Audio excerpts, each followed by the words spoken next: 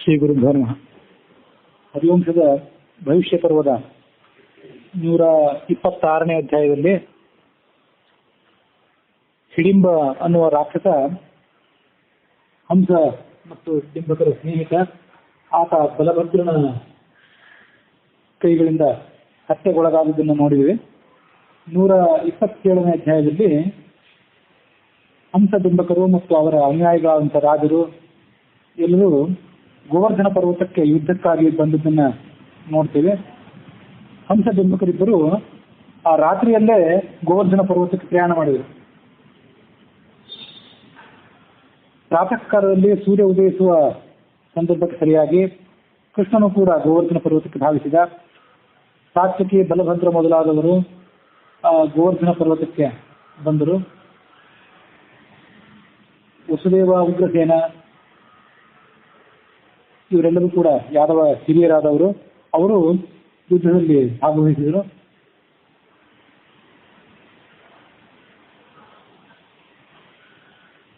ಯುದ್ಧವನ್ನ ನೋಡ್ಲಿಕ್ಕಾಗಿ ದೇವತೆಗಳು, ಗಂಧರ್ವರೆಲ್ಲರೂ ಪ್ರತ್ಯೇಕವಾಗಿ ಆಗಮಿಸಿದ್ರು ಅನ್ನೋದು ಹೌದು. ಅದಲ್ಲದೆ ಆ ಪವಿತ್ರ ಕ್ಷೇತ್ರವಾದಂತಹ ಗೋವರ್ಧನದಲ್ಲಿ ಯಾವಾಗಲೂ ಗಂಧರ್ವರು, ಅಪ್ಸರೆಯರು ಸಂಗೀತ ನೃತ್ಯಾದಿಗಳ ಮೂಲಕ ಕೃಷ್ಣನಿಗೆ ಸೇವೆ ಸಲ್ಲಿಸ್ತಾ ಇದ್ರು ಅಂತ ಹೇಳ್ತದೆ ಹರಿವಂಶ. ಹಾಗಾಗಿ ಅಲ್ಲಿದ್ದವರೇ ಆಗಿದ್ರು ಅವರೆಲ್ಲರೂ. ಅವರು ಕೃಷ್ಣನ ಯುದ್ಧವನ್ನು ನೋಡಲಿಕ್ಕಾಗಿ ಆಗಮಿಸಿದರು. ಹಂಸ ಡಿಂಬಕರಿಬ್ಬರಿಗೂ ಸಹಾಯಕರಾಗಿ ಈಶ್ವರನಿಂದ ಕಳಿಸಲ್ಪಟ್ಟಂತಹ ಇಬ್ಬರು ಭೂತರೇನಿದ್ರು, ಅವರು ಕೂಡ ಹಂಸ ಡಿಂಬಕರ ಪರವಾಗಿ ಕೃಷ್ಣನ ಮೇಲೆ ದಂಡೆತ್ತಿ ಬಂದರು. ಕೃಷ್ಣ ಆ ಇಬ್ಬರು ಭೂತೇಶ್ವರರನ್ನ ಎದುರಿಸಲಿಕ್ಕಾಗಿ ರಥದಿಂದ ಕೆಳಗಿಳಿದು ಆ ಇಬ್ಬರು ಭೂತರನ್ನ ತನ್ನ ಕೈಯಲ್ಲಿ ಹಿಡಿದುಕೊಂಡು ಕೊಲ್ಲಿಯನ್ನ ಕೈಯಿಂದ ತಿರುಗಿಸುವಂತೆ 106 ಬಾರಿ ತಿರುಗಿಸಿ ಕೈಲಾಸ ಪರ್ವತದ ಕಡೆಗೆ ಅವರನ್ನ ರಭಸದಿಂದ ಎಸೆದ. ಕೈಲಾಸ ಪರ್ವತವನ್ನು ಸೇರಿ ಅವರು ಅಲ್ಲಿ ಹೋಗಿ ಬಿದ್ದ ಮೇಲೆ ಅವರಿಗೆ ಎಚ್ಚರ ಆಯಿತು. ಕೃಷ್ಣನ ಅದ್ಭುತ ಪರಾಕ್ರಮವನ್ನು ನೋಡಿ ಆಶ್ಚರ್ಯ ಆಯಿತು ಅವರಿಗೆ.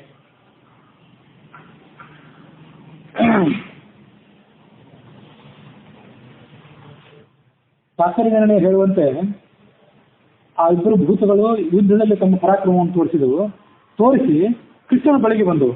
ಅವನ ಹೆಗಲ ಮೇಲೆ ಏರಿರುವಂತು. ಅವುಗಳಿಗೆ ಏನು ಅನ್ನಿಸ್ತೋ ಏನೋ, ಕೃಷ್ಣನ ಶರೀರದಲ್ಲಿ ಉಳಿದ ಕಡೆ ಯಾವ ಸುಂದರವಾದ ಭಾಗ ಕಾಣಿಸ್ತೋ ಇಲ್ಲೋ, ಕೃಷ್ಣನ ಸುಂದರವಾದಂಥ ಕಿವಿಗಳನ್ನ ಅವು ಕಚ್ಚಿದವು ಆ ಎರಡು ಭೂತಗಳು. ನಿರ್ಣಯದಲ್ಲಿ ಅದಿಲ್ಲ, ಹರಿವಂಶದಲ್ಲಿಲ್ಲ, ಶಾಸ್ತ್ರ ನಿರ್ಣಯದಲ್ಲಿ ಆ ಸಂಗತಿ ಇದೆ. ಕೃಷ್ಣ ತನ್ನ ಭುಜಗಳನ್ನು ರಭಸದಿಂದ ಜಾಡಿಸಿ ಆ ಎರಡು ಭೂತಗಳನ್ನ ಕೆಳಗೆ ಬೀಳಿಸಿದ. ಕೆಳಗೆ ಎಲ್ಲಿ ಬೀಳಿಸಿದ ಅಂದ್ರೆ ಕೈಲಾಸ ಪರ್ವತಕ್ಕೆ ನೇರವಾಗಿ ತಗೊಂಡು ಹೋಗಿ ಬೀಳಿಸಿದ. ಕೈಲಾಸ ಪರ್ವತಕ್ಕೆ ಹೋಗಿ ಬಿದ್ದು ಅವನ ಲೀಲೆಗೆ ಅವು ಬಹಳ ಆಶ್ಚರ್ಯಪಟ್ಟವು ಅವೆರಡು ಭೂತಗಳು. ಅದಾದ್ಮೇಲೆ ಹಂಸ ಡಿಂಬಕರಿಬ್ಬರಿಗೂ ಕೃಷ್ಣನ ಪರಾಕ್ರಮವನ್ನು ನೋಡಿ ಬಹಳ ಆಶ್ಚರ್ಯ ಆಯಿತು. ಅದರಲ್ಲಿ ಹಂಸ ಹೇಳಿದ ಕೃಷ್ಣನಿಗೆ, ನಾವು ಮಾಡುವಂತ ರಾಜಸೂಯ ಯಾಗಕ್ಕೆ ನೀನೇಕೆ ವಿಘ್ನ ತರ್ತಾ ಇದ್ದೀವಿ? ಪ್ರಾಣಗಳನ್ನು ಉಳಿಸ್ಕೊಳ್ಬೇಕು ಅಂತ ಅಪೇಕ್ಷೆ ಇದ್ರೆ ಕಪ್ಪ ಕಾಣಿಕೆಗಳನ್ನು ತಂದು ನಮಗೆ ನೀನು ಒಪ್ಪಿಸು. ಕಪ್ಪು ಕಾಣಿಕೆಗಳನ್ನು ಕೊಡುವ ಮನಸ್ಸಿಲ್ಲದೆ ಇದ್ರೆ ನನ್ನ ಮುಂದೆ ಕ್ಷಣಕಾಲ ಬಂದು ನಿಂತ್ಕೋ, ನನ್ನಿಂದ ಶಿಕ್ಷೆಗೊಳಗಾಗಿ ನೀನು. ಹೀಗೆ ಹೇಳಿ ಆ ಕೃಷ್ಣನ ಹಣೆಯ ಮೇಲೊಂದು ಬಾಣವನ್ನು ಪ್ರಯೋಗ ಮಾಡಿದ ಹಂಸ. ಕೃಷ್ಣನ ಹಣೆಗೆ ಬಂದು ನಾಟಿಕೊಳ್ತು. ಕೃಷ್ಣ ಆ ಸಾತ್ವಿಕಿಗೆ ಹೇಳಿದ, ದಾವಕನ ಕೈಯಿಂದ ರಥದ ಕಡಿವಾಣಗಳನ್ನು ತೆಗೆದುಕೋ, ನೀನೇ ರಥವನ್ನು ಮುನ್ನಡೆಸು ಅಂತ ಹೇಳಿದ. ರಥವನ್ನ ಮುನ್ನಡೆಸಲಿಕ್ಕೆ ಸಾತ್ವಿಕಿಯ ಮುಂದೆ ಬಂದ.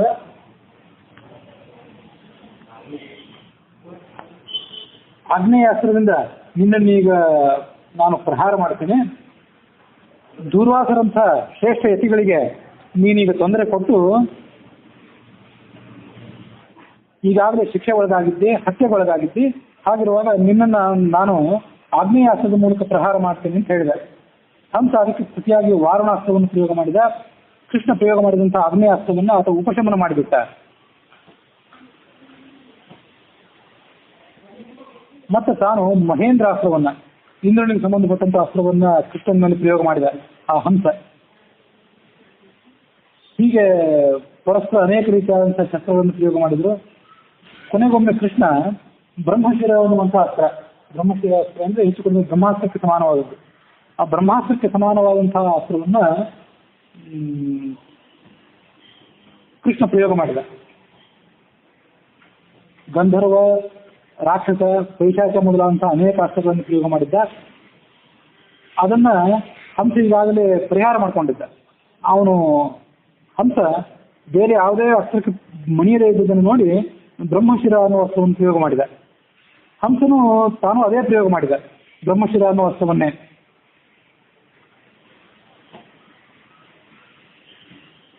ಹೀಗೆ ಆ ಕೃಷ್ಣ ಪ್ರಯೋಗ ಮಾಡಿದಂತಹ ಬ್ರಹ್ಮಶಿರ ಅನ್ನುವ ಅಸ್ತ್ರ ವ್ಯರ್ಥವಾಯಿತು. ಮುಂದೆ ಕೃಷ್ಣ ಯಮುನಾ ನದಿಗೆ ಹೋಗಿ ಆಚಮನ ಮಾಡಿದ. ಆಚಮನ ಮಾಡಿ ವೈಷ್ಣವಾಸ್ತ್ರದಿಂದ ಒಂದು ಬಾಣವನ್ನ ಅಭಿಮಂತ್ರಣ ಮಾಡಿ ಅದನ್ನ ಹಂಸನ ಮೇಲೆ ಪ್ರಯೋಗ ಮಾಡಿದ. 127ನೇ ಅಧ್ಯಾಯ ಅಲ್ಲಿಗೆ ಮುಕ್ತಾಯವಾಗಿದೆ. 128ನೇ ಅಧ್ಯಾಯದಲ್ಲಿ ಆ ಹಂಸ ಆ ವೈಷ್ಣವಾಸ್ತ್ರವನ್ನು ನೋಡಿ ಬಹಳ ಭಯಪಟ್ಟು ಕೂಡಲೇ ತನ್ನ ರಥವನ್ನು ಬಿಟ್ಟು ಕೆಳಗಿಳಿದು ಯಮುನಾ ನದಿಯ ಕಡೆಗೆ ಓಡಿ ಹೋದ. ಯಮುನಾ ನದಿ ಕಡೆ ಓಡಿ ಹೋಗಿ ಆ ಯಮುನಾ ನದಿಯಲ್ಲಿ ಹಾರಿಕೊಂಡಿದ್ದ. ಯಾವ ಭಾಗ ಅಂದ್ರೆ, ಹಿಂದೆ ಕಾಳಿಯ ಸರ್ಪ ಇತ್ತಲ್ಲ, ಕಾಳಿಯ ಸರ್ಪವನ್ನು ಕೃಷ್ಣ ಎಲ್ಲಿ ಮರ್ದನ ಮಾಡಿದ್ನಲ್ಲ ಆ ಪ್ರದೇಶಕ್ಕೆ ಅವನು ಹೋದ. ಆ ಕಾಳಿಯ ಮುಡುವಿನಲ್ಲಿ ಹಂಸರಾಜ ಬಿದ್ದು ಬಿಟ್ಟ. ಭಯಂಕರವಾದ ಶಬ್ದ ಕೇಳಿ ಬಂತಲ್ಲಿ. ಅವನು ಆ ನದಿಗೆ ಹಾರಿ ಬಿದ್ದಾಗ ಕೃಷ್ಣನು ಸುಮ್ಮನೆ ಬಿಡಲಿಲ್ಲ. ಅವನು ಹಾರಿದ ಜಾಗ ಸರಿಯಾಗಿ ಕೃಷ್ಣನು ಹೋಗಿ ಹಾರಿದ ಆ ನೀರಿನಲ್ಲಿ. ಮುಳುಗಿ ಬಿದ್ದ ಕೂಡಲೇ ಕೃಷ್ಣ ಆ ಹಂಸನನ್ನ ಬಲವಾಗಿ ಒದ್ದ ಹಂಸನ ಶರೀರಕ್ಕೆ. ಕೃಷ್ಣನ ಪಾದ ಸ್ಪರ್ಶ ಆದ ಕೂಡಲೇ ಆ ಹಂಸ ಅಲ್ಲೇ ಸತ್ತು ಹೋಗಿಬಿಟ್ಟ ಅಂತ ಕೆಲವರು ಹೇಳ್ತಾರೆ. ಮುಂದೆ ಅವನು ಏನಾದ ಅಂತ ಮಾಹಿತಿ ಯಾರಿಗೂ ಸಿಕ್ಕಿಲ್ಲ. ಆಮೇಲಿಂದ ಪಾದಪ್ರಹಾರದಿಂದಲೇ ಹಂಸ ಪ್ರಾಣ ತೊರೆದ ಅಂತ ಕೆಲವರು ಹೇಳ್ತಾರೆ. ಆ ಪಾದಪ್ರಹಾರದ ವೇಗಕ್ಕೆ ಸಿಲುಕಿ ಆತ ಪಾತಾಳ ಲೋಕಕ್ಕೆ ಹೋಗಿಬಿಟ್ಟ ಅಂತ ಇನ್ನು ಕೆಲವರು ಹೇಳ್ತಾರೆ. ಅಂತೂ ಒಟ್ಟಾರೆ ಆ ಮಡುವಿಗೆ ಧುಮುಕಿದಂತಹ ಹಂಸ ಅಲ್ಲಿಂದ ಮೇಲೆ ಎದ್ದು ಬರಲೇ ಇಲ್ಲ. ತಾತ್ಪರ್ಯೇನೋ ಅವ್ನಿಗೆ ಏನಾಯ್ತು ಅಂತ ಹೇಳಿಲ್ಲ. ಅವನು ಅಲ್ಲಿಂದ ಹೋಗಿಬಿಟ್ಟ ಅಂತ ಇಷ್ಟೇ ಕಥೆ ಇದೆ. ಅವನ ಅವತಾರ ಆಗಿದ್ದನ್ನ ಕೇಳಿ ತಿಳಿದು ಕೃಷ್ಣ ಮಡುವಿನಿಂದ ಎದ್ದು ಹೊರಗೆ ಬಂದ. ಏರಿ ಬಂದು ತಮ್ಮ ರಥದಲ್ಲಿ ಏರಿ ಕೂತ್ಕೊಂಡ.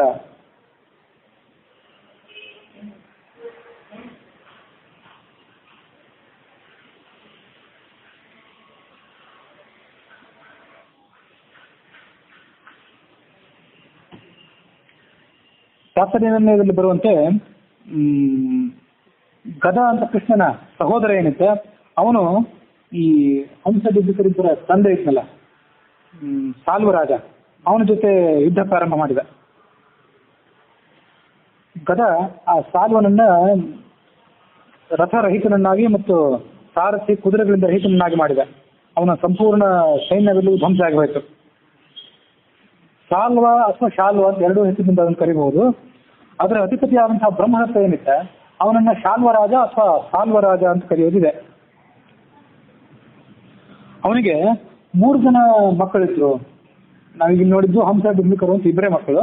ಆದ್ರೆ 3 ಜನ ಮಕ್ಕಳಿದ್ರು ಅಂತ ಹೇಳಿ ತಾತ್ಪರ್ಯ ವ್ಯಾಖ್ಯಾನದಲ್ಲಿ ಹೈವದನ ಪುರಾಣಿಕರು ಮತ್ತು ಬನ್ನಂಜಿ ಗೋವಿಂದಾಚಾರ್ಯ ಇಬ್ರು ಅಭಿಪ್ರಾಯ ಪಡ್ತಾರೆ. ಹಿರಿಯ ರಾಣಿಗೆ ಒಬ್ಬ ಮಗ ಇದ್ದ. ಆತ ಸೌಭ ವಿಮಾನಕ್ಕೆ ಅಧಿಪತಿಯಾಗಿದ್ದ. ಸೌಭ ಅನ್ನುವಂಥ ಒಂದು ವಿಮಾನ ಎಲ್ಲಿ ಬೇಕಾದ್ರೂ ಸಂಚಾರ ಮಾಡ್ತಿರ್ತದು. ಜರಾಸಂಧ, ಶಿಶುಪಾಲ, ರುಕ್ಮಿ ಇವರ ಜೊತೆ ಸೇರಿ ಅವನು ಕೂಡ ಕೃಷ್ಣನಿಗೆ ಶತ್ರುವಾಗಿದ್ದ. ಬ್ರಹ್ಮದತ್ತನ ಹಿರಿಯ ರಾಣಿಯ ಮಗ ಆ ಸಾಲ್ವ. ಹಿರಿಯ ರಾಣಿಗೆ ಇವರಿಬ್ಬರು ಮಕ್ಕಳು, ಈ ಹಂಸ ಮತ್ತು ಡಿಂಬಕರು ಅಂತೇಳಿ. ರಾಜ್ಯವನ್ನು ವಿಭಾಗ ಮಾಡಿಕೊಡುವಾಗ ಆ ಪರಂಪರಾಗತವಾದಂತಹ ಸಾಲ್ವ ದೇಶದ ಆಧಿಪತ್ಯ ಆ ಮೊದಲನೇವನಿಗಷ್ಟೇ ಸಿಕ್ತು. ಹಂಸ ಡಿಂಬಕರಿಬ್ಬರಿಗೂ ಆ ಸಾಲ್ವ ದೇಶದ ಆಧಿಪತ್ಯ ಸಿಕ್ಕಿರಲಿಲ್ಲ. ಹಾಗಾಗಿ ಅವರು ಸಾಲ್ವ ರಾಜನ ಮಕ್ಕಳೇ ಆಗಿದ್ರು ಸಾಲ್ವ ದೇಶದ ಅಧಿಪತಿಗಳು ಸಾಲ್ವ ರಾಜರು ಅನ್ನುವ ಹೆಸರು ಅವರಿಗೆ ಬಂದಿರಲಿಲ್ಲ. ಆ ಹೆಸರು ಬಂದಿದ್ದು ಮೊದಲನೇ ಅವನೊಬ್ಬನಿಗೆ. ಪರಂಪರಾಗತವಾದಂತಹ ರಾಜ್ಯವನ್ನು ತಂದೆಯಿಂದ ಅವನೊಬ್ಬನೇ ಪಡೆದುಕೊಂಡಿದ್ದ.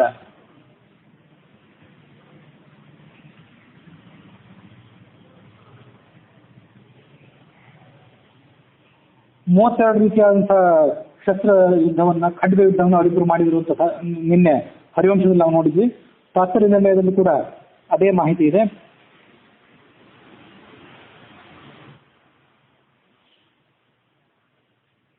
ರಾತ್ರಿ ಕಾಲದಲ್ಲಿ ಅವರು ಯುದ್ಧವನ್ನು ನಿಲ್ಲಿಸಿ ಅದೇ ರಾತ್ರಿ ಕಾಲದಲ್ಲಿ ಅವರು ಆ ಪುಷ್ಕರ ತೀರದಲ್ಲೇ ವಾಸ ಮಾಡಿದರು. ನಿನ್ನೆ ಹರಿವಂಶದಲ್ಲಿ ನೋಡಿದ್ವಿ. ತಾತ್ಪರ್ಯದಿಂದ ನಡೆಯದ 17ನೇ ಅಧ್ಯಾಯ ಕೂಡ ಹಾಗೆ ಮಾಹಿತಿ ಹೇಳ್ತದೆ. ಸಪುಷ್ಕರೇ ಕ್ಷಣಸ್ತದ ಸುರೈರ್ಮಥೋತ ಪುಷ್ಕರೇ ಉವಾಸತಾಂ ನಿಶಾಂ ಪ್ರಭು ಸ ಯಾದವ ಅಮಿತ ಪ್ರಭು. ಭಗವಂತನ ಕೃಷ್ಣ ದೇವತೆಗಳ ಸ್ತೋತ್ರವನ್ನ ಸ್ವೀಕಾರ ಮಾಡಿ ಯಾದವರ ಜೊತೆ ಸೇರಿ ರಾತ್ರಿ ಕಾಲದಲ್ಲಿ ಆ ಪುಷ್ಕರ ತೀರ್ಥದಲ್ಲಿ ವಾಸ ಮಾಡಿದ. ಮರುದಿನ ಯಮುನಾ ನದಿ ತೀರದಲ್ಲಿ ಆ ಹಂಸ ಡಿಂಬಕರಿಬ್ಬರು ಓಡಿ ಹೋಗಿದ್ರು. ಅವರನ್ನ ಬೆನ್ನಟ್ಟಿದ. ಮತ್ತೆ ಕೃಷ್ಣ ಈ ಹಂಸ ಡಿಂಬಕರ ನಡುವೆ ಯುದ್ಧ ಪ್ರಾರಂಭ ಆಯಿತು. ಹಂಸ ಬಲರಾಮನನ್ನು ಎದುರಿಸಿದ, ಡಿಂಬಕ ಸಾತ್ಯಕಿಯನ್ನು ಎದುರಿಸಿದ. ಡಿಂಬಕ ಸಾತ್ಯಕಿಯನ್ನ ರಥನ ರಹಿತನನ್ನಾಗಿ ಕವಚರಹಿತನನ್ನಾಗಿ ಮಾಡಿದ. ಪ್ರಬಲವಾದಂತಹ ಯುದ್ಧ ಅವರಿಬ್ಬರ ನಡುವೆ ಮುಂದೆ ನಡೆಯಿತು. ಸಾತ್ಯಕಿ ರಥವನ್ನು ಬಿಟ್ಟು ಬ್ರಹ್ಮದತ್ತನ ರಥವನ್ನು ಏರಿಸಿದ. ಆ ವಯೋವೃದ್ಧನಾದಂತಹ ಸಾಲ್ವರಾಜನಾದಂತಹ ಬ್ರಹ್ಮದತ್ತ ಸಾತ್ಯಕಿಯೊಡನೆ ದೀರ್ಘವಾದಂತಹ ಯುದ್ಧ ಮಾಡಿದ. ಯುದ್ಧ ಮಾಡಿ ಒಂದು ಬಾಣವನ್ನು ಸಾತ್ಯಕಿಯ ಕುತ್ತಿಗೆಗೆ, ಸಾತ್ಯಕಿಯ ಎದೆಗಳ ನಡುವೆ ಪ್ರಹಾರ ಮಾಡಿದ. ಮೂರ್ಛೆ ಹೋದ ಸಾತ್ಯಕಿ. ಮೂರ್ಛೆ ಹೋದವನು ಅನೇಕ ಕಾಲ ಕಳೆದ ಮೇಲೆ ಎಚ್ಚೆತ್ತುಕೊಂಡು ಕೈಯಲ್ಲಿ ಒಂದು ಅರ್ಧಚಂದ್ರಾಕಾರದ ಬಾಣವನ್ನ ತೆಗೆದುಕೊಂಡು ಅದರಿಂದ ಆ ಸಾಲ್ವರಾಜನ ಕುತ್ತಿಗೆಯನ್ನು ಕತ್ತರಿಸಿದ.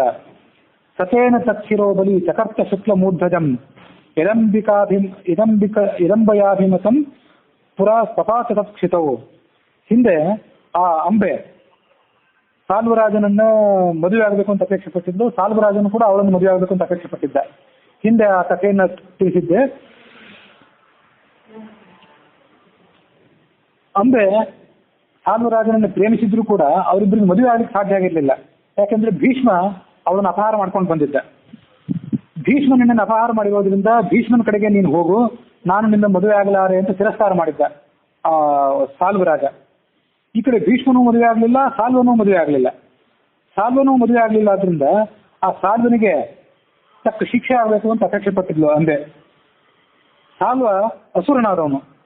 ದೇವಸ್ತ್ರೀಯಾದಂತಹ ಅಂಬೆಯನ್ನು ಮದುವೆ ಮಾಡ್ಕೊಳ್ಳಿಕ್ಕೆ ಅವನೇನು ಅಪೇಕ್ಷೆ ಪಟ್ಟಿದ್ದ, ಅದಕ್ಕೆ ತಕ್ಕದಾದಂತಹ ಶಿಕ್ಷೆ ಈಗ ಸಾತ್ಯಕಿಯ ಕೈಯಿಂದ ಆಯ್ತು. ಸಾತ್ಯಕಿ ಅರ್ಧಚಂದ್ರಾಕಾರದ ಬಾಣವನ್ನು ತಗೊಂಡು ಆ ಬ್ರಹ್ಮದತ್ತನ ತಲೆಯನ್ನು ಕತ್ತರಿಸಿದ. ಬಲರಾಮ ಮತ್ತು ಡಿಂಬಕ ಅವರ ನಡುವೆ ಯುದ್ಧ ಪ್ರಾರಂಭ ಆಯಿತು. ಹಂಸ ಮತ್ತು ಡಿಂಬಕರ ಈ ಪ್ರಬಲವಾದ ಸೈನ್ಯ ಏನಿತ್ತು, ಆ ಸೈನ್ಯದಲ್ಲಿ ಯಾರೂ ಉಳಿಲಿಲ್ಲ. ಆ ಸೈನ್ಯ ಎಲ್ಲವೂ ಕೂಡ ಸಂಪೂರ್ಣವಾಗಿ ನಾಶ ಆಯಿತು. ತಾತ್ಪರ್ಯವು ಕೂಡ ಅದನ್ನೇ ಹಚ್ಚಿದ. ವೈಷ್ಣವಾಸ್ತ್ರವನ್ನು ತೆಗೆದುಕೊಂಡ ಕೃಷ್ಣ. ಆ ವೈಷ್ಣವಾಸ್ತ್ರವನ್ನು ನೋಡಿ ಆ ಹಂಸ ಹೆದರಿಕೊಂಡು ಹೋಗಿ ಗೋವರ್ಧನ ಪರ್ವತದ ಸಮೀಪ ಇದ್ದಂಥ ಆ ಕಾಳಿಯ ಮರ್ದನ ನಡೆದಂಥ ಯಮುನಾ ನದಿಯ ತೀರಕ್ಕೆ ಹೋಗಿ ಅವನು ಬಿದ್ದ. ವರಾಸ್ತ್ರಪಾಣಿರೀಶ್ವರ ಪದಾಹನ ಶಿರಸ್ಯಮಂ ಸಮೂರ್ಛಿತೋ ಮುಖೇ ಅಪತದ್ ಮಹಾಭುಜಂಗಮಸ್ತಿ. ತಾತ್ಪರ್ಯನೇ ಸ್ವಲ್ಪ ವ್ಯತ್ಯಾಸವಾದಂಥ ಮಾಹಿತಿ ಹೇಳ್ತದೆ. ಹರಿವಂಶ ಹೇಳಿದ್ದು ಆ ಯಮುನಾ ನದಿಯ ಮಡುವಿಗೆ ಹೋಗಿ ಬಿದ್ದ ಅಂತ ಅಷ್ಟೇ ಹೇಳಿದೆ. ಹಂಸ ಕೃಷ್ಣನ ಪಾದದ ಏಟನ್ನ ಸ್ವೀಕರಿಸಿ ಮೂರ್ತಿ ಹೋಗಿ ದೊಡ್ಡ ಒಂದು ಹಾವಿನ ಬಾಯಲ್ಲಿ ಬಿದ್ದ ಅಂತ ಹೇಳ್ತದೆ ತಾತ್ಪರ್ಯನ್ಯ. ಸಹ ಮೂರ್ಛಿತ ಮುಖೇ ಅಪತತ್ ಮಹಾಭುಜಂಗಮಸ್ಯ.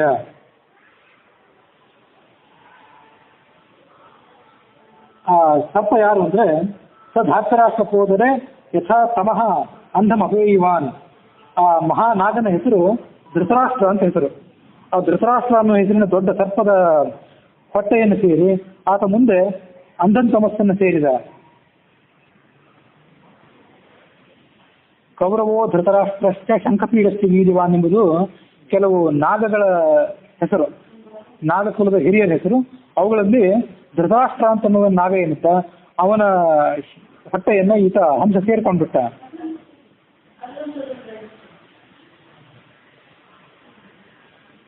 ಅಣ್ಣನಾದಂಥ ಹಂಸ ಈ ರೀತಿಯಾಗಿ ಅಂತ್ಯವನ್ನು ಕಂಡ ಮೇಲೆ ಅವನ ತಮ್ಮನಾದಂಥ ಡಿಂಬಕನು ಕೂಡ ಬಲರಾಮನ ಜೊತೆ ಯುದ್ಧ ಮಾಡ್ತಿದ್ದವನು. ಅಣ್ಣನ ಸಾವನ್ನ ಸಹಿಸಲಾರದೆ ಅಣ್ಣ ಎಲ್ಲಿ ಹೋದ ನೋಡ್ಬೇಕು ಅಂತ ತಾನು ನೀರಿಗೆ ಬಂದು ಬಿದ್ದ. ಹತೋಹಂಸಃ ಕೃಷ್ಣೇನ ರಿಪುಮರ್ದಿನ. ಹಂಸ ರಾಜಕುಮಾರರಿಬ್ಬರು, ಹಂಸ ಮತ್ತು ಬಿಂಬಕರಿಬ್ಬರು ಕೂಡ ಈ ರೀತಿಯಾಗಿ ಸಂಕಟಪಟ್ಟರು. ಅಲ್ಲಿಗೆ 128ನೇ ಅಧ್ಯಾಯ ಮುಕ್ತಾಯ ಆಗಿದೆ. 129ರಲ್ಲಿ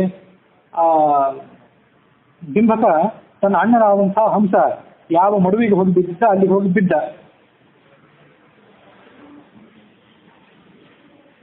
ಅಲ್ಲಿ ಹೋಗಿ ಆತ ಹುಡುಕಿದ ತನ್ನ ಅಣ್ಣನಾದಂತಹ ಹಂಸ ಎಲ್ಲಿ ಸಿಗ್ತಾನಂತೇಳಿ. ಎಲ್ಲಿಯೂ ಸಿಗದೆ ಇದ್ದಾಗ ಮೇಲೆ ಬಂದಾಗ ಕೃಷ್ಣ ಅಲ್ಲೇ ನಿಂತದ್ದನ್ನು ನೋಡಿದ. ಅರೇ ಗೋಪಕದಾಯಾದ ವಾಸವ ಹಂಸ ಇತಿ ಸ್ಥಿತಃ. ಮೇಲೆ ಬಂದು ನನ್ನ ಸಹೋದರವಂತ ಹಂಸ ಎಲ್ಲಿದ್ದಾನೆ ಅಂತ ಕೇಳಿದ ಕೃಷ್ಣನನ್ನ ಆ ಬಿಂಬಕ. ನನ್ಗೆ ಗೊತ್ತಿಲ್ಲ, ಅದು ಯಮುನಾ ನದಿಯನ್ನೇ ಕೇಳು ಅಂತ ಕೃಷ್ಣ ಉತ್ತರ ಕೊಟ್ಟ. ಮತ್ತೊಮ್ಮೆ ಆ ಕಾಳಿಂಗ ಸರ್ಪದ ಮಡುವಿಗೆ ಅಲ್ಲಿ ಹೋಗಿ ಎಲ್ಲಾ ಕಡೆ ಹುಡುಕಿದ. ನೀರನ್ನೆಲ್ಲ ಅಲ್ಲೋಲ ಕಲ್ಲೋಲ ಮಾಡಿದ. ಎಲ್ಲೂ ಸಿಗದೆ ಇದ್ದಾಗ ಆ ಬಿಂಬಕನಿಗೆ ಮನಸ್ಸಿಗೆ ಭ್ರಾಂತಿ ಆಯಿತು. ಆತ ಗೋಳಾಡಿದ. ಕೊನುಗಚ್ಚಸಿ ರಾಜೇಂದ್ರ ವಿಹಾಯೇನ ಅಬಾಂಧವಂ. ನನ್ನನ್ನು ಪರದೇಶಿಯನ್ನಾಗಿ ಮಾಡಿ ನೀನು ಇಲ್ಲಿಂದ ಓಡಿ ಹೋಗಿದ್ದಿ, ಈ ಜಗತ್ತನ್ನು ಬಿಟ್ಟು ಓಡಿ ಹೋಗಿದ್ದಿ, ಎಲ್ಲಿಗೆ ಹೋಗಿದ್ದಿ ಅಂತ ತನ್ನ ಅಣ್ಣನ ಹೆಸರನ್ನು ಕುರಿತು ಆತ ಮತ್ತಷ್ಟು ವಿಲಾಪ ಮಾಡಿದ. ಬಿಂಬಕ ಹೀಗೆ ಆಲೋಚನೆ ಮಾಡಿ ಆ ಮಡುವಿನಲ್ಲಿ ಬಿದ್ದ. ಎಲ್ಲಿಯೂ ಸಿಗದೇ ಇದ್ದಾಗ ಅವನ ಪ್ರಾಣವೂ ಹೋಗಲಿಲ್ಲ. ಮತ್ತೆ ಮೇಲೆದ್ದಾಗ ತನ್ನ ನಾಲಿಗೆ ಕಿತ್ತು ಹೋಗುವಂತೆ, ಹೃದಯ ಕಿತ್ತು ಬರುವಂತೆ ಗೋಳಾಡಿದ. ಹೀಗೆ ಬಲಾತ್ಕಾರವಾಗಿ ಕೊನೆಗೊಮ್ಮೆ ತನ್ನ ನಾಲಿಗೆಯನ್ನು ತಾನೇ ಕತ್ತರಿಸ್ಕೊಂಡ್ಬಿಟ್ಟ. ಹೀಗೆ ಬಲಾತ್ಕಾರವಾಗಿ ನಾಲಿಗೆಯನ್ನು ಕತ್ತರಿಸಿಕೊಂಡದ್ದೇನಿದೆ ಅದು ಆತ್ಮಹತ್ಯೆಗೆ ಸಮಾನವಾದದ್ದು. ಆದ್ರಿಂದ ನರಕವನ್ನು ಹೊಂದಿದ. ಕೃಷ್ಣ ಮತ್ತು ವಾಸುದೇವ ಮತ್ತು ಅವನ ಸಹೋದರನಾದಂತಹ ಬಲಭದ್ರರಿಬ್ಬರು ತಾವು ಹಿಂದೆ ವಾಸ ಮಾಡಿದಂತಹ ಗೋವರ್ಧನ ಪರ್ವತದಲ್ಲಿ ಕೆಲವು ಕಾಲ ಅಲ್ಲೇ ವಾಸ ಮಾಡಿದ್ರು ಅನ್ನುವಲ್ಲಿಗೆ 129ನೇ ಅಧ್ಯಾಯ ಮುಕ್ತಾಯ ಆಗಿದೆ. ದೂರ್ವಾಸ ಮೊದಲಾದಂತಹ ಯತಿಗಳು, ಅವರ ಹಿಂಬಾಲಕರಾದಂತಹ 3000 ಜನ ಯತಿಶ್ರೇಷ್ಠರು, ಅವರು ಕೃಷ್ಣನನ್ನ ಸ್ತೋತ್ರ ಮಾಡಿದರು. ಯಾಕಂದ್ರೆ ಅವರಿಗೆಲ್ಲರಿಗೂ ತೊಂದರೆ ಕೊಟ್ಟಿದ್ದಂತಹ ಹಂಸ ಮತ್ತು ಬಿಂಬಕರು ಅನ್ನುವಂತಹ ಆ ಉನ್ಮತ್ತರಾದಂತಹ ಸಹೋದರರು ಅವರಿಗೆ ತೊಂದರೆ ಕೊಟ್ಟಿದ್ರು. ಆ ಹಂಸ ಬಿಂಬಕರ ಅಂತ್ಯವನ್ನು ಕಂಡು ದೂರ್ವಾಸ ಮೊದಲಾದವರು ಮತ್ತು ದೇವತೆಗಳೆಲ್ಲರೂ ಕೂಡ ಕೃಷ್ಣನ ಸ್ತೋತ್ರವನ್ನು ಮಾಡಿದ್ರು ಅನ್ನೋಲ್ಲಿಗೆ ಮಹಾಭಾರತ ತಾತ್ಪರ್ಯ ನಿರ್ಣಯದ 17ನೇ ಅಧ್ಯಾಯ ಮುಕ್ತಾಯ ಆಗಿದೆ ಮತ್ತು ಹರಿವಂಶದ 129ನೇ ಅಧ್ಯಾಯ ಕೂಡ ಮುಕ್ತಾಯ ಆಗಿದೆ. ಕೃಷ್ಣ ಬಲರಾಮರಿಬ್ಬರು ಕೂಡ ಆ ಗೋವರ್ಧನ ಪರ್ವತಕ್ಕೆ ಬಂದಿದ್ದಾರೆ ಅನ್ನೋ ಸುದ್ದಿ ಕೇಳಿ ಆ ಸಮೀಪದಲ್ಲಿದ್ದಂತಹ ಗೋಪಾಲಕರು ಎಲ್ಲರಿಗೂ ಬಹಳ ಸಂತೋಷ ಆಯಿತು.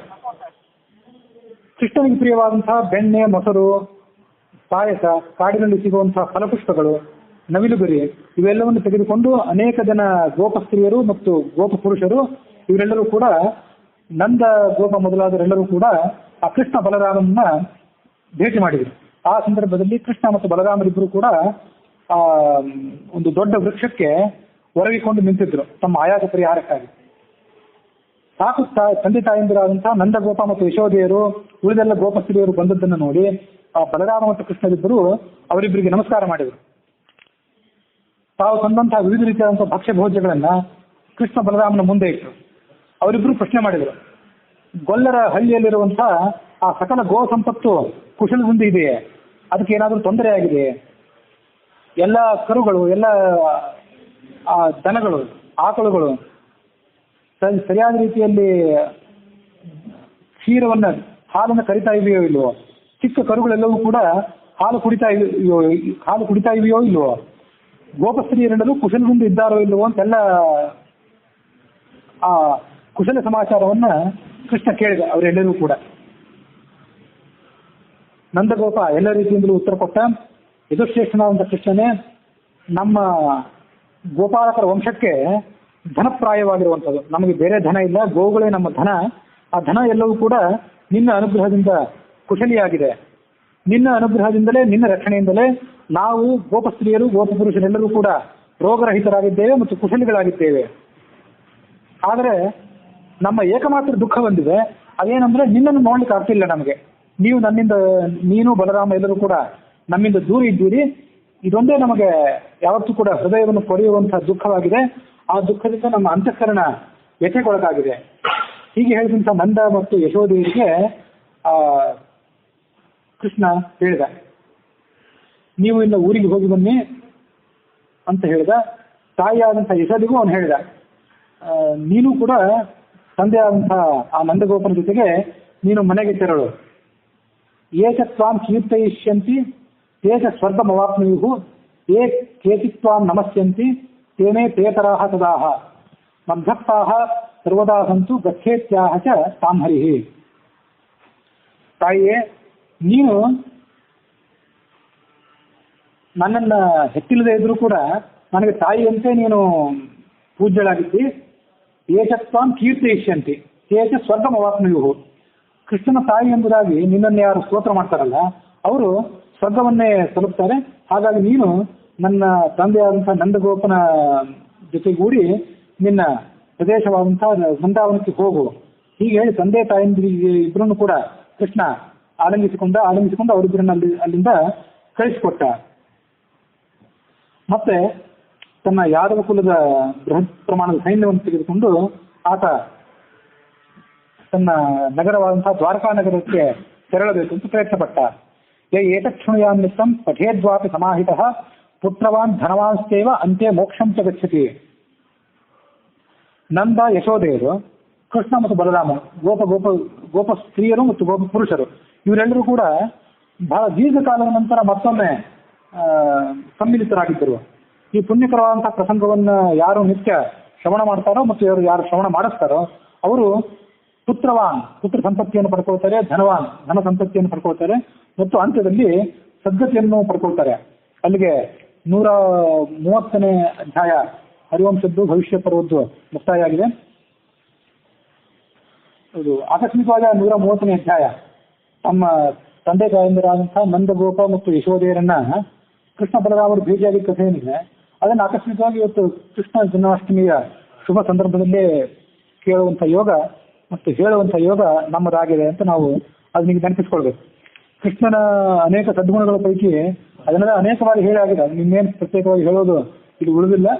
ಅವನು ತನ್ನ ತಂದೆ ತಾಯಂದ್ರ ಜೊತೆ ಆತ ದೀರ್ಘಕಾಲದ ನಂತರ ಸಮ್ಮೇಳನವನ್ನು ಹೊಂದಿದ್ದನ್ನ ಈ ಸಂದರ್ಭದಲ್ಲಿ ಹೇಳಿ ಮುಗಿಸಿದ್ದೇನೆ. 131ನೇ ಅಧ್ಯಾಯ ಹರಿವಂಶದ್ದು, ಅದರಲ್ಲಿ ಈ ವರ್ಣನೆ ಇದೆ. ಕೃಷ್ಣ ಆ ವೃಂದಾವನ ಮತ್ತು ಗೋವರ್ಧನ ಪರ್ವತವನ್ನು ದಾಟಿ ಪುಷ್ಕರ ಕ್ಷೇತ್ರವನ್ನು ಸಮೀಪಿಸಿದ. ಅಲ್ಲಿದ್ದಂತಹ ಮುನಿಪುಂಗವರನ್ನ ಆತ ಭೇಟಿ ಮಾಡಿದ. ಅವರೆಲ್ಲರೂ ಕೃಷ್ಣನನ್ನು ಸ್ತೋತ್ರ ಮಾಡಿದರು. ಕೃಷ್ಣನೇ, ನಿನ್ನ ಬಲಪರಾಕ್ರಮಗಳು ಅತ್ಯದ್ಭುತವಾದದ್ದು, ನಿನ್ನ ಶಕ್ತಿಯಿಂದಲೇ ಹಂಸದಿಬ್ಬಕರನ್ನು ನೀನು ಸಂಹರಿಸಿದ್ದಿ ಮತ್ತು ಅವರ ಸ್ನೇಹಿತನಾದಂತಹ ವಿಚಕ್ರ ಅನ್ನುವಂಥ ದಾನವನ್ನು ಕೂಡ ನೀನು ಕೊಂದು ಹಾಕಿದ್ದೆ. ಸದಾಕಾಲದಲ್ಲೂ ನೀನು ನಮ್ಮ ಕ್ಷೇಮವನ್ನು ವಿಚಾರ ಮಾಡ್ತಿದ್ದೆ. ನೀನು ಈ ರೀತಿಯಾಗಿ ನಮ್ಮ ಕ್ಷೇಮವನ್ನು ವಿಚಾರ ಮಾಡಿದ್ರಿಂದಲೇ ನಾವು ನಿರಾತಂಕರಾಗಿದ್ದೇವೆ. ನಮ್ಮ ತಪಸ್ಸು ಮೊದಲಾದಂತಹ ಕ್ರಿಯೆಗಳನ್ನು ನಾವು ಮುಂದುವರಿಸಿಕೊಂಡು ಹೋಗೋದ್ರಲ್ಲಿ ಎಲ್ಲ ಕಾಳಜಿಯನ್ನು ಬಿಟ್ಟು ಸಂತೃಪ್ತರಾಗಿದ್ದೇವೆ. ನಮೋ ವಿಶ್ವಸರ್ಜೇ ದೇವ ನಮಸ್ತೆ ವಿಶ್ವಮೂರ್ತಯೇ ಪಾಹಿ ಲೋಕಮೇವಂ ದೇವ ಸತ್ವಾ ಬ್ರಹ್ಮವಿಷಃ ಸದಾ. ವಿಶ್ವವನ್ನು ಸೃಷ್ಟಿಸುವಂತಹ ನಿನಗೆ ನಮಸ್ಕಾರ. ಸಮಗ್ರವಾದಂಥ ಜಗತ್ತು ಕೂಡ ನಿನ್ನ ಮೂರ್ತಿ ಸ್ವರೂಪವಾಗಿದೆ. ನಿನಗೆ ನಮಸ್ಕಾರವಿರಲಿ.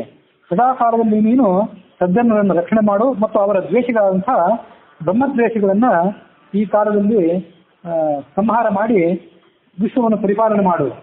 ಹೀಗೆ ಆ ದೇವತೆಗಳು, ಆ ಯತಿಗಳು ಮತ್ತು ಋಷಿಗಳು ಕೃಷ್ಣನನ್ನು ಪ್ರಾರ್ಥನೆ ಮಾಡಿದರು. ಕೃಷ್ಣ ಅವರಿಗೆ ಹಾಗೆ ಆಗಲಿ ಅಂತ ಅಭಯವನ್ನು ಕೊಟ್ಟು ದ್ವಾರಕಾಪಟ್ಟಣಕ್ಕೆ ತೆರಳಿದ. ಇಲ್ಲಿಯವರೆಗೆ ನಿನಗೆ ಕೃಷ್ಣನ ಅನೇಕ ಲೀಲಾ ಪ್ರಸಂಗಗಳನ್ನು ಹೇಳಿದ್ದೇನೆ. ಮತ್ತು ನಿನಗೆ ಏನು ಪ್ರಸಂಗವನ್ನು ಪ್ರಸಂಗವನ್ನು ನಾನು ನಿನಗೆ ಹೇಳಬೇಕಾಗಿದೆ, ಅದನ್ನು ಕೇಳು ಅಂತ ಆ ವೈಶಂಪಾಯನರು ಜನಮೇಜಯನನ್ನ ಕೇಳಿದ್ರು ಅನ್ನೋದಿಗೆ ಹರಿವಂಶದ ಭವಿಷ್ಯ ಪರ್ವದ 131ನೇ ಅಧ್ಯಾಯ ಮುಕ್ತಾಯ ಆಗಿದೆ.